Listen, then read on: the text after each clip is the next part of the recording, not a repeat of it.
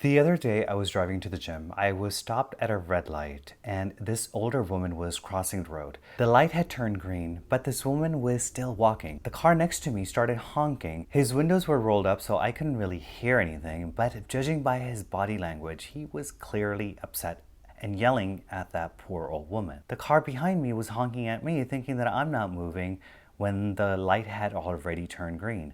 I could see from my rear view mirror that this person behind me was very angry at me. Then I got to the gym. It was leg day, which was glorious because I love leg day. I know, that's weird. And my favorite machine was available.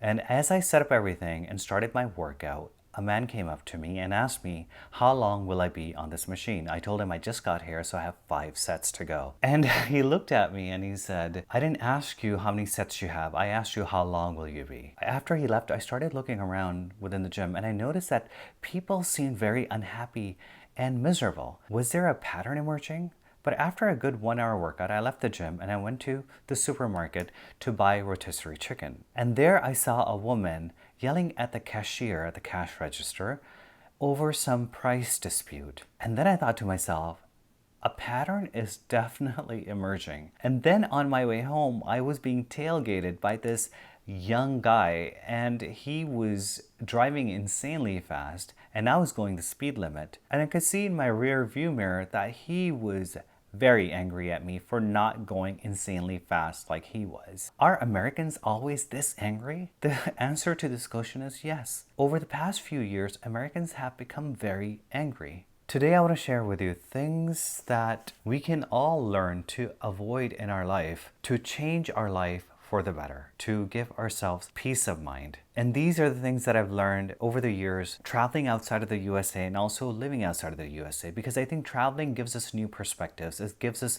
exposures to different cultures, different people. It teaches us tolerance, and ultimately it teaches us that life and the world that we live in is actually kind of beautiful. In the USA today, empathy levels are going down and narcissism levels are going up. Anger is a natural response when someone is suffering. Anger is an expression of, I am frustrated. Anger is also a natural response to fear. The USA has continually gone through a lot of changes, both socially and politically, in the past few years. Some people accept this change and move forward in a positive way, as a way of embracing progression. But there are some people who are afraid of change, which is natural. The changes can also be other than just political and social environment. People become fearful of change with age, economical status, social status, political affiliation, and literally all of this has been happening here in the USA. Imagine this being combined with someone who is affected by this deeply and doesn't have the ability to leave the USA and take a break from all of this. You can start to comprehend why so many Americans are angry. People tend to think of gossip as synonymous with malicious intent or rumors. The true definition of gossip is talking about people who aren't present. Simple as that. And it's something that comes natural to us. It's part of a lot of conversations. A study performed by Psychology Today found that extroverts gossip more than introverts, which I think is a given. And people who are wealthier and well-educated gossip more than people that are not. And on average, people spend about 52 minutes a day gossiping out of the 16 waking hours we have.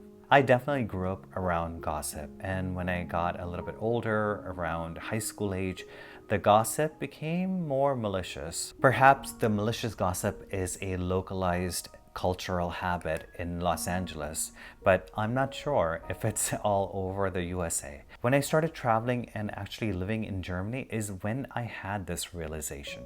I found that people in Germany and my friends around Europe do gossip. In fact, they gossip a lot. Possibly more than even my US friends. But the gossip is not malicious. It's more of, I would say, small talk. There's no ill intent. The gossip in the USA is predominantly negative gossip, and negative gossip erodes trust. For years, amongst my friends and acquaintances here in the USA, I wondered if people that are gossiping with me about other people if they are also saying the same shitty things about me behind my back? If they can say hurtful things about other people, then I don't think it would be a surprise that they would say hurtful things about me. And now I've developed a very simple way of dealing with this negative gossip here in the USA. I simply ask the person, why are you telling me this? Comparison to others is a deep-rooted trait of American culture. Why? Well, American culture is a competitive culture, which also fosters entrepreneurship, where anyone can become anyone. It is natural to compare yourself to others. Most Americans constantly evaluate themselves and others in things like attractiveness, wealth, intelligence, and success. According to some studies, as much as 10% of our thoughts involve comparisons of some kind. Even though some of us try not to, we are all guilty of comparing ourselves to others. We can make comparisons like, I wish I dressed more like this person, or I wish I was as rich as this person. If I had their wealth, what would I do with the money? You kind of start to daydream. And it's okay to a certain extent. Comparing ourselves to others also has benefits. It's not always negative. When we compare ourselves to others, we are measuring our personal development. And sometimes it motivates us to improve, and in the process, we develop a more positive self-image. On the contrary, when we are feeling shitty about ourselves, want to feel better, we tend to engage in comparisons to people that are worse off than we are. It gives us a perspective that things can be worse. So in a way, we become kind of grateful for what we have and where we are currently. To me, all of this is healthy comparison, but there's also a negative side to all of this, which I see a lot of it in the USA comparison culture. In the USA, I see comparison, which promotes judgmental thoughts. It promotes being biased and overly competitive, which creates superior attitude. Stepping away from this culture of negative comparison, I've learned 5 traits which I follow to keep my comparison habits healthy. I remind myself, money doesn't buy happiness, because we fall into the trap sometimes where we think, well, if I have this, it'll make me happy. But money does not buy happiness. I continually remind myself to count my blessings, and when I do compare myself to others, I use it as a motivator. I focus on my strengths, and I also celebrate others' successes. We can focus instead on growing from within, being kinder, more resilient, work harder, and being more open-minded. Ultimately, I also feel that we should be grateful for what we have. In the USA, for the most part, we have this attitude that you should always strive for more, but we kind of forget to enjoy life and enjoy what we've already accomplished.